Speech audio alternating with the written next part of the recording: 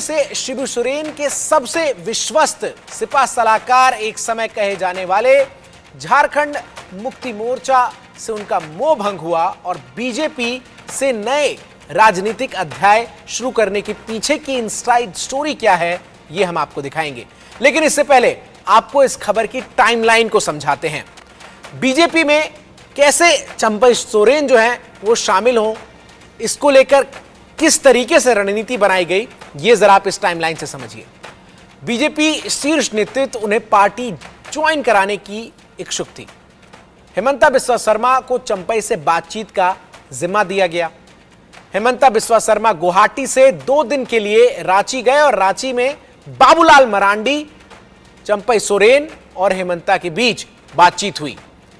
इसके बाद सोमवार को दिल्ली में भी चंपई और हेमंता बिस्वा शर्मा की बातचीत हुई।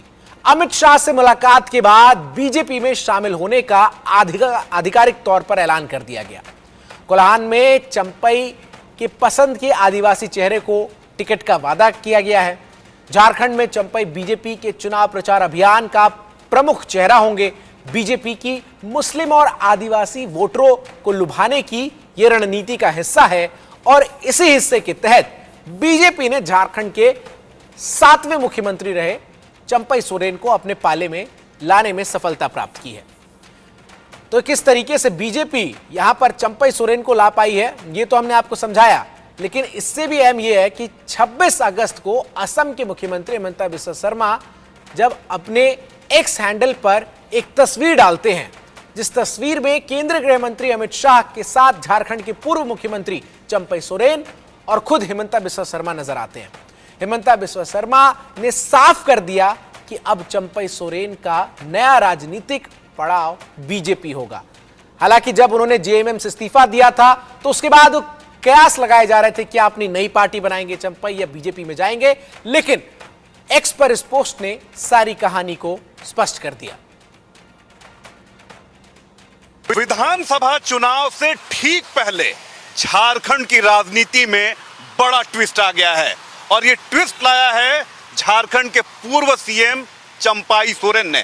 जी हां, आप सभी को पता है कि चंपई सोरेन अब बीजेपी का हाथ थामेंगे, यानी बीजेपी की सदस्यता ग्रहण करेंगे और 30 अगस्त को वो विधिवत बीजेपी में शामिल हो जाएंगे।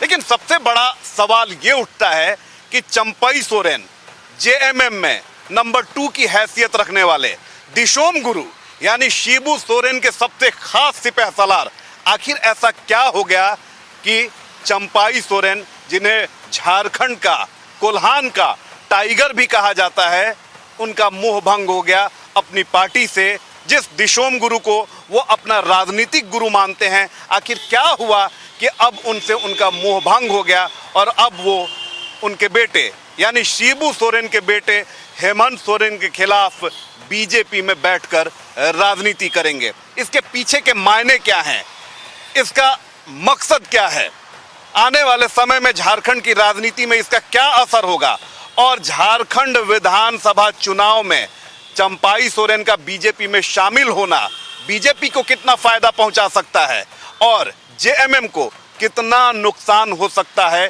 इन तमाम बातों की आज हम पड़ताल करेंगे।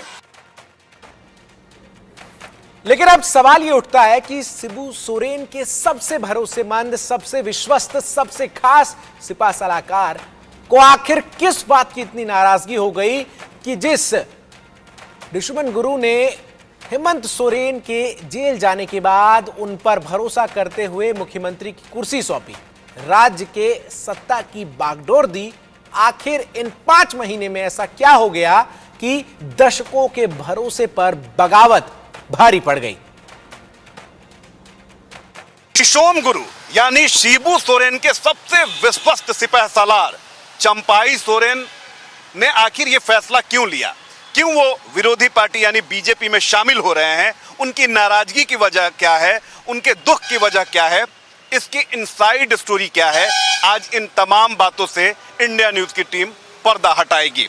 आखिर क्या हो गया कि जिस चंपई सोरेन को जब हेमंत सोरेन जेल गए, 5 महीने जेल में रहे, उस दरमियान उन्हें सत्ता की बागडोर सौंपी गई, उन पर विश्वास किया गया, लेकिन इस विश्वास का उन्होंने इस तरीके से जवाब दिया कि आज उन्होंने जेएमएम ही छोड़ दी है और वो बीजेपी में शामिल हो रहे हैं। आखिर इसके पीछे की इनसाइड स्टोरी क्या है, ये सारे लोग जानना चाहते हैं कि जिस दिशोम गुरु को चंपाई सोरेन अपना राजनीतिक गुरु मानते हैं, आज तक किसी दूसरी पार्टी का उन्होंने दामन नहीं थामा। आखिर इन 5 महीनों में ऐसा क्या हो गया, और खास तौर पर जब जेल से हेमंत सोरेन की वापसी होती है और एक बार फिर से वो प्रदेश की सत्ता को संभालते हैं, एक बार फिर से हेमंत सोरेन झारखंड के मुख्यमंत्री बनते हैं, तब लोगों को लग रहा था कि एक बार फिर से चंपाई सोरेन उनकी मदद करेंगे, उनके हर फैसले में उनका साथ देंगे। लेकिन क्या हो गया कि चंपाई सोरेन ने इतना बड़ा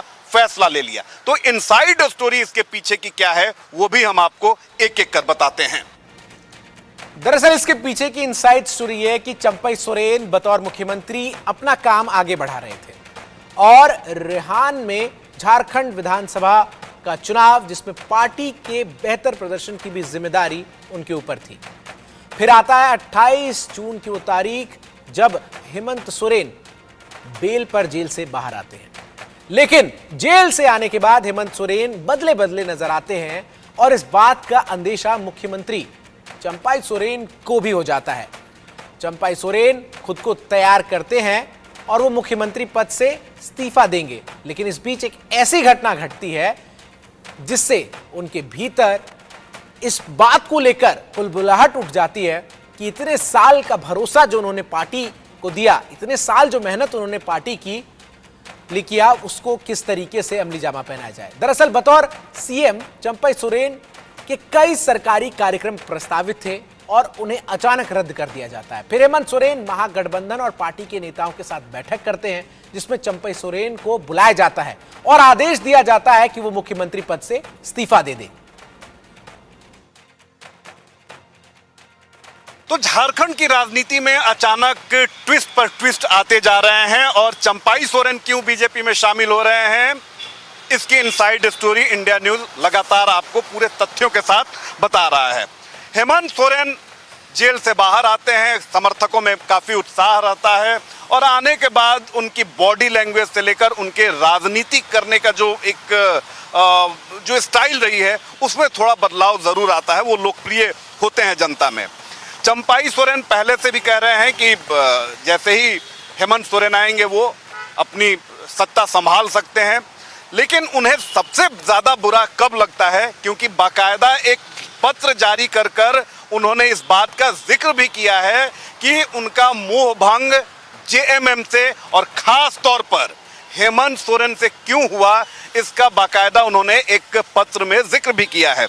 सबसे बड़ा झटका उन्हें तब लगता है जब मुख्यमंत्री रहते हुए उनके सभी सरकारी कार्यक्रमों को रद्द कर दिया जाता है और इसकी जानकारी तक उनको नहीं दी जाती है। और ये सारी चीजें होती हैं हेमंत सोरेन के कहने पर। यह बात उनको कहीं ना कहीं अंदर से टीस दे जाती है कि जिस मुख्यमंत्री पद को वो खुद छोड़ना चाहते हैं, अपनी स्वेच्छा से उसका वो परित्याग करना चाहते हैं, आखिर हेमंत सोरेन को इतनी जल्दी क्या थी कि उनके सारे फैसलों को वो पलट रहे हैं और सारे कार्यक्रमों में जाने से रोक लगा दे रहे हैं। ये सबसे बड़ा गहरा झटका चंपाई सोरेन को लगता है। फिर उसके बाद सरकारी कार्यक्रम में ही जाना था उन्हें, लेकिन अचानक उन्हें एक फरमान मिलता है और फरमान होता है हेमंत सोरेन का। हेमंत सोरेन ने विधायक दल की बैठक बुला ली और विधायक दल की बैठक में जब चंपाई सोरेन पहुंचते हैं तो वहां उनसे मुख्यमंत्री पद से इस्तीफा की बात कही जाती है। उन्हें आदेश दिया जाता है कि आप मुख्यमंत्री के पद को छोड़ दें। ये दूसरा झटका लगता है चंपाई सोरेन को। उनका साफ तौर पे कहना है कि जिस पद का परित्याग करने के लिए मैं खुद तैयार था, आपने मुझे 5 महीने की जिम्मेदारी दी और इसमें मैंने आपके विश्वास पर मैं खरा उतरा, तो आखिर आपको इतनी जल्दी क्या थी? और ये बात आप अकेले में भी कह सकते थे, यहाँ पर विधायकों के बीच ये बात कहने की आखिर क्या जरूरत पड़ी? इसे वो अपने अपमान से जोड़ लेते हैं और उनका धीरे धीरे पार्टी से मोह भंग होने लगता है। उसके बाद देखिए कि फिर झारखंड की राजनीति में ट्विस्ट आता है। चंपाई सोरेन इस्तीफा दे देते हैं और तब तक सारी चीज़ें लोगों को सामान्य लग रही हैं, इसलिए कि चंपाई सोरेन कहीं अपनी बात, अपनी व्यथा नहीं रख रहे हैं। लेकिन उसके बाद उन्हें शिक्षा मंत्री बनाया जाता है, उन पर कई सारे मंत्रालयों की जिम्मेदारी दी जाती है और ये बात उन्हें काफ़ी नागवार गुजरती है, क्योंकि एक जानकारी मैं आपको दे दूं, झारखंड मुक्ति मोर्चा के उपाध्यक्ष भी हैं चंपाई सोरेन, और उन्हें फिर लगता है क्योंकि राज्य में विधानसभा के चुनाव होने वाले हैं और उसमें उनकी जिम्मेदारी होगी, तो वो सोचते हैं कि हो सकता है कि अब मुझे संगठन और पार्टी की जिम्मेदारी ही निभानी पड़े। लेकिन वहाँ भी देखिए किस तरीके से उन्हें कैबिनेट मिनिस्टर बनाया जाता है, और कैबिनेट मिनिस्टर बनाया जाना ये कोई उनके लिए सम्मान की बात नहीं बल्कि अपमान की बात है, क्योंकि कल तक वो सूबे के मुख्यमंत्री रह चुके थे और फिर उनको अगर मंत्री बनाया जा रहा है तो जाहिर सी बात है कि कोई भी व्यक्ति अपना डिमोशन बिल्कुल नहीं चाहेगा। और ये कुछ एक ऐसी बातें हैं जो धीरे धीरे उनके मन को कचोटने लगती हैं। लेकिन जो हमारे सोर्सेज हैं झारखंड में, जो जेएमएम के अंदर हमारे विश्वस्त सोर्सेज हैं, उनका कहना है कि इससे भी वो इतने मान अपमान को सहने के बावजूद जो चंपाई सोरेन हैं वो पार्टी में रहना चाहते थे, लेकिन कहीं ना कहीं अब उन्हें पार्टी में भी जो नई पीढ़ी के जो नेता हैं उनसे चुनौतियां मिलने लगी, उनसे कहीं ना कहीं वो अपमानित महसूस करने लगे। और उनका कहना है, वो डायरेक्ट नहीं कह रहे हैं लेकिन इनडायरेक्टली, या जो उनके बहुत ही खास चंपाई सोरेन के लोग हैं उनसे हमें ये जानकारी मिली कि चंपाई सोरेन ने यहाँ तक कहा कि अब पार्टी में भी उनके फैसलों को पलटा जा रहा था। जो नई पीढ़ी के लोग आए हैं वो उन पर सवाल उठा रहे थे और ये सारी चीज़ें हो रही थी हेमंत सोरेन के इशारे पर, और ये बातें नागवार गुजरने लगी चंपाई सोरेन को। अब बात आती है कि आखिर इन सारे मामलों को लेकर दिशोम गुरु, पार्टी के सर्वे सर्वा, चंपाई सोरेन के राजनीतिक गुरु दिशोम गुरु यानी शिबू सोरेन ने चुप्पी क्यों साध रखी है? तो शिबू सोरेन लंबे समय से बीमार चल रहे हैं और राजनीति में, सक्रिय राजनीति में अब उनकी दिलचस्पी भी नहीं रह गई है और अब उनकी मजबूरी भी है स्वास्थ्य कारणों की वजह से। अब पार्टी के फैसलों पर वो ज़्यादा कुछ देखते बोलते नहीं हैं, लेकिन सारी चीज़ों की जानकारी उन तक पहुंच रही है, लेकिन वो असमर्थ हैं, वो कुछ नहीं कर सकते हैं। तो पार्टी में भी अपमान, सरकार में भी अपमान, इसने कहीं ना कहीं चंपाई सोरेन को अंदर से हिला कर रख दिया और पशुपेश में वो थे कि क्या करें क्या नहीं करें। और उसके आगे की जो कहानी है थोड़ी देर बाद हम आपको बताएंगे। दर्शकों के भरोसे पर बगावत की इनसाइड स्टोरी है और इस इनसाइड स्टोरी की पटकथा चंपाई सोरेन के मुख्यमंत्री बनने के साथ ही लिखनी शुरू हो गई थी और इसके लिए हम आपको फ्लैशबैक में ले जाना चाहेंगे। दरअसल 31 जनवरी को मनी लॉन्ड्रिंग मामले में ईडी ने हेमंत सोरेन पर कार्रवाई शुरू की और इसके बाद हेमंत सोरेन को मुख्यमंत्री के पद से इस्तीफा देना पड़ा और पार्टी के सामने बड़ा संकट खड़ा हो गया कि भरोसा किस पर किया जाए। पहले कल्पना सोरेन का नाम आता है, लेकिन उस पर विवाद भी शुरू हो जाता है और यह विवाद पारिवारिक था या फिर पार्टी चंपाई सोरेन पर भरोसा करती है। और 2 फरवरी को चंपाई सोरेन झारखंड के 7वें मुख्यमंत्री के तौर पर शपथ लेते हैं। मुख्यमंत्री पद की शपथ लेने के साथ ही चंपाई सोरेन एक्शन में आते हैं और हेमंत सोरेन के विकास के कामों को आगे बढ़ाते हैं और इसके अलावा कई महत्वपूर्ण फैसले भी लेते हैं, जिसकी वजह से उनकी लोकप्रियता लगातार बढ़ती ही जा रही थी। लेकिन चंपाई सोरेन की बढ़ती लोकप्रियता पार्टी के ही कुछ नेताओं को पसंद नहीं आ रही थी और हेमंत सोरेन ने गठबंधन के कुछ दलों को भी चंपाई सोरेन का काम पसंद नहीं आ रहा था। सूत्रों के अनुसार लोकप्रिय हो रहे और कहीं ना कहीं हेमंत से ज्यादा ताकतवर और उनके समानांतर चंपाई सोरेन का कद होने लगा था और यही चंपाई सोरेन के झारखंड मुक्ति मोर्चा से बाहर निकलने की बड़ी वजह बनी।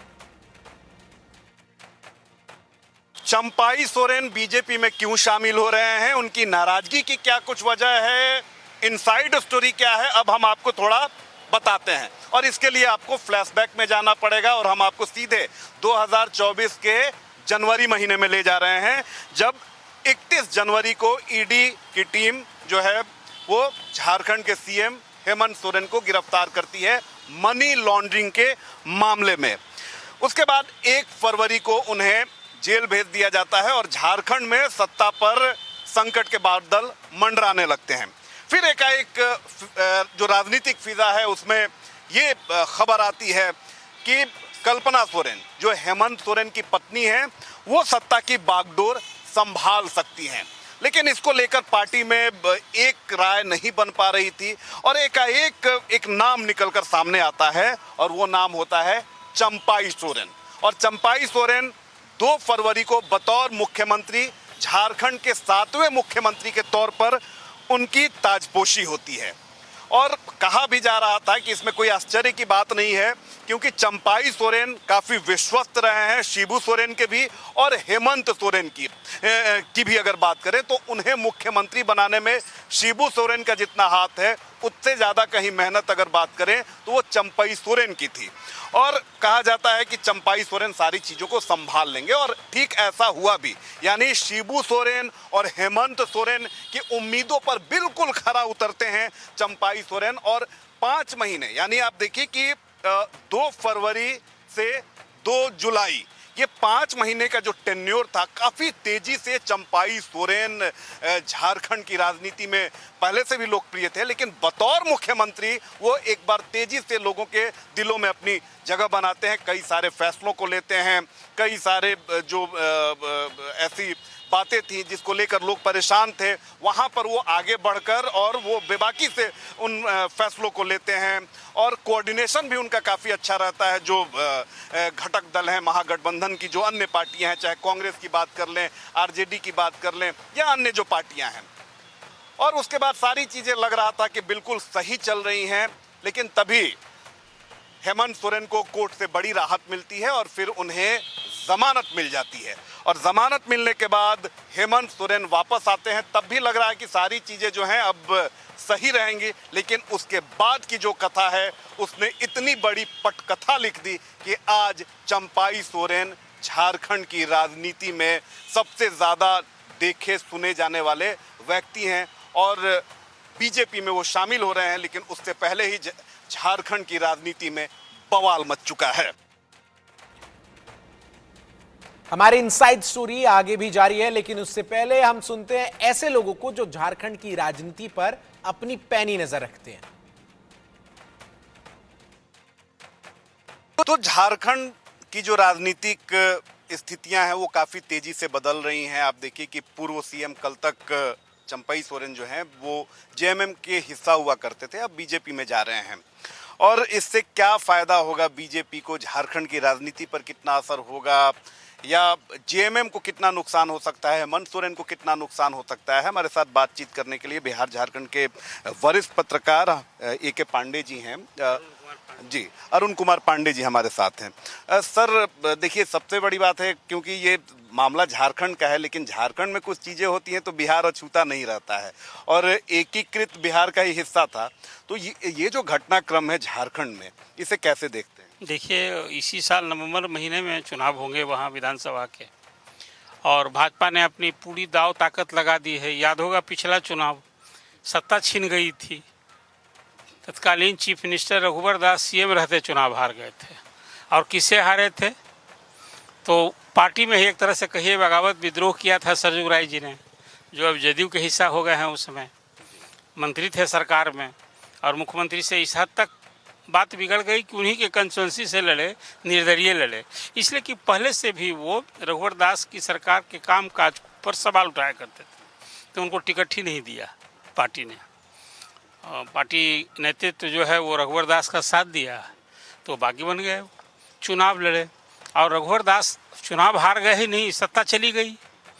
और कहिए कि एक ऐसा कॉम्बिनेशन स्ट्रांग बना कि वहाँ जेएमएम के नेतृत्व में फिर हेमंत सोरेन चीफ मिनिस्टर हो गए, कांग्रेस भी सत्ता में सहभागी। इसका मतलब ये निकाला जाए क्या कि हेमंत सोरेन की भी स्थिति रघुवर दास जैसी हो सकती है? नहीं, देखिए, रघुवर दास जैसी स्थिति खुद शिबू सोरेन सीएम रहते चुनाव हारे हैं, रघुवर दास सीएम रहते वहाँ तो एक विचित्र स्थिति है। राज बंटवारे के बाद एकमात्र रघुवर दास की गवर्नमेंट थी जो फुल 5 साल काम की, बाकी किसी चीफ मिनिस्टर ने 5 साल का टर्म पूरा नहीं, कोई कई बार बने हैं। अब जो बात आपने अभी चंपाई सोरेन की, पूर्व मुख्यमंत्री थे, और शिबू सोरेन परिवार के लिए सबसे विश्वस्त सहयोगी कि हेमंत सोरेन को जब फरवरी महीने में जेल जाने की नौबत आई तो किस पर भरोसा किया उन्होंने? घर में भाभी भी थी, भाभी तब तो खिलाफ कर रही थी, वो नहीं चाहती थी कि कल्पना सोरेन बने और कोई बने। तो अब वो चंपई सोरेन पर भरोसा किया हेमंत सोरेन ने, और फरवरी में बने, और 6 महीना में जब वो जमानत पर छूट कर आए तो कहा कि अब चलो खाली करो भाई। यही पर मुझे याद आता है बिहार की हेमंत, यहाँ भी जीताराम मांझी के साथ क्या हुआ था, ऐसा ही कुछ हुआ था कि नीतीश जी लोग चुनाव हार गए थे, तो उनको लगा कि भाई इतना हम काम किए हैं और जनता हमको नहीं दी, तो कुर्सी पर बैठा दिए जीताराम मांझी को। और जीताराम मांझी कुछ जब अपने हिसाब से चलने लगे तो रास नहीं आया, फिर नीतीश जी बैठ गए, और वहाँ 6 महीने के बाद हेमंत सोरेन आ गए और उनको इस्तीफा करा दिया। यहीं पर वो अपमानित में, देखिए एक सीएम रहा व्यक्ति को जब आप रिजाइन कराइएगा तो बहुत कम लोग सह पाते हैं। और कोल्हान इलाका जो है, जैसे संथाल परगना, अब शिबू सोरेन उसी इलाके से आते हैं, तो उनकी मातृभूमि कर्मभूमि है। पूरे झारखंड आंदोलन में एक अग्रणी भूमिका शिबू सोरेन ने निभाई। वैसे ही चंपई सोरेन भी अपने इलाके में कोल्हान क्षेत्र के, वहाँ कोल्हान टाइगर कहा जाता है। निश्चित जेएमएम को झटका है और बीजेपी को तो फायदा है ना, उसको तो चेहरा चाहिए जो जेएमएम में कहीं ना कहीं फूट डालने वाला हो, एक घर में भी खराब हो, ये तो चाहेगी नहीं। एनवी पार्टी आखिर क्या चाहेगी? बहुत बहुत धन्यवाद। तो देखिए कि हमारे साथ बिहार झारखंड के वरिष्ठ पत्रकार अरुण कुमार पांडे जी थे, जिन्होंने साफ तौर पर कहा कि आने वाले विधानसभा चुनाव में झारखंड की राजनीति में काफ़ी परिवर्तन होने वाले हैं और चंपई सोरेन बीजेपी में जा रहे हैं। इसका फायदा सीधे तौर पर बीजेपी को मिलेगा और झटका लगेगा जेएमएम को, और इसके दूरगामी राजनीतिक परिणाम भी निकलकर सामने आएंगे। कैमरा पर्सन अभिषेक के साथ रितेश मिश्रा, इंडिया न्यूज, पटना। तो हम आपको इनसाइड स्टोरी बता रहे हैं कि आखिर कैसे चंपई सोरेन, जो कि झारखंड मुक्ति मोर्चा के संस्थापक सदस्यों में से एक थे, शिबू सोरेन के सबसे विश्वस्त कहे जाने वाले चंपई सोरेन अब बीजेपी की कश्ती पर सवार नजर आएंगे। आखिर चीजें ऐसी कैसे हुई, ये हम आपको आज बताने का प्रयास कर रहे हैं। हमने आपको सुनवाया भी वरिष्ठ पत्रकारों से कि किस तरीके से जब हेमंत सोरेन ने फैसला लिया कि चंपई सोरेन को मुख्यमंत्री बनाया जाना है, तो उसके बाद से ही इस बात की शुरुआत हो गई कि चंपई सोरेन को झारखंड मुक्ति मोर्चा में नजरअंदाज आने वाले भविष्य में किया जाना है। कुछ ऐसी बात जाने माने पत्रकार कमल कुमार ने भी कही। देखिए, चुनाव में मतलब अभी विधानसभा चुनाव होने वाले हैं। सभी पार्टियां अपने अपने राजनीतिक प्रयास शुरू कर दिए हैं, जी जान से तैयारी कर चुके हैं। इसी बीच ये बहुत बड़ा मतलब राजनीतिक घटनाक्रम कहा जाएगा झारखंड के लिहाज से। ये चंपई सोरेन एक ताकतवर नेता है झारखंड में। ये मतलब बिहार मतलब जो बंटवारा हुआ था उससे पहले ही वे झारखंड टाइगर के नाम से भी जाने जाते हैं, कोल्हान टाइगर के नाम से जाने जाते हैं। निश्चित तौर पर अगर ये मतलब झामुमो से अलग होकर बीजेपी में अगर शामिल होंगे तो बीजेपी के लिए बहुत बड़ा फायदेमंद साबित हो सकता है, क्योंकि उनका मतलब राजनीतिक पर झारखंड के राजनीति में बहुत बड़ा वर्चस्व रहा है। 1991 में पहली बार वे निर्दलीय विधायक बने थे, 95 में भी विधायक बने, लगातार विधायक चुने जा रहे हैं। मतलब अपनी ताकत है किसी के अंदर, मतलब उनका खुद एक राजनीतिक वजूद अलग है। तो निश्चित तौर पर वहाँ झामुमो का एक मतलब चंपई का बीजेपी में जाना झामुमो के लिए बड़ा झटका है। चंपई सोरेन ने एक पत्र भी जारी किया और उसमें उन्होंने इस बात का जिक्र किया कि आखिर वो कौन सी परिस्थितियां थीं जिसकी वजह से उन्होंने इतना बड़ा फैसला लिया। इस पत्र में उन्होंने इस बात का जिक्र किया है कि मुख्यमंत्री पद से हटाया जाना उनके लिए कोई बड़ी बात नहीं थी, लेकिन उसके बाद उन्हें मंत्री बनाया गया और पार्टी में भी उन्हें अलग थलग करने की कोशिश की गई और ये बातें उन्हें काफी दुखी कर रही थी। अब बड़ी ही पशुपेश वाली स्थिति चंपई सोरेन के सामने थी कि क्या वो पार्टी को छोड़ दें या राजनीति से संन्यास ले लें या कोई नया रास्ता वो देखें। लेकिन इस सब में एक बात जो है वो आड़े आ रही थी और वो थी दिशोम गुरु से बगावत करना, उनकी पार्टी से बगावत करना। लिहाजा वो बड़े पशुपेश में थे और अगस्त के शुरुआती अगर हफ्तों की बात करें, यानी 9-10 अगस्त से ये बातें अब सार्वजनिक होने लगी थी कि चंपई सोरेन का अब पार्टी से मोहभंग हो चुका है और वो कोई बड़ा फैसला ले सकते हैं। इस बीच हवा में कई सारी बातें तैरती हैं कि वो बीजेपी में शामिल हो सकते हैं, वो नई पार्टी बना सकते हैं, क्योंकि उन्होंने खुद कहा कि मैं नई पार्टी बनाऊंगा। तो वो पशुपेश की स्थिति में थे कि आखिर वो क्या करें, क्योंकि जो विश्वास उन पर दिशोम गुरु, शिबू सोरेन और हेमंत सोरेन ने जताया था, अगर वो कोई ऐसा फैसला लेते हैं तो जाहिर सी बात है कि उनका दिल इसकी इजाज़त नहीं देगा। लेकिन फिर बकायदा चंपाई सोरेन वो लोगों के बीच पहुंचते हैं, अपने समर्थकों के बीच पहुंचते हैं, उनसे राय शुमारी करते हैं और समर्थकों का साफ तौर पे कहना था कि झारखंड के विधानसभा चुनाव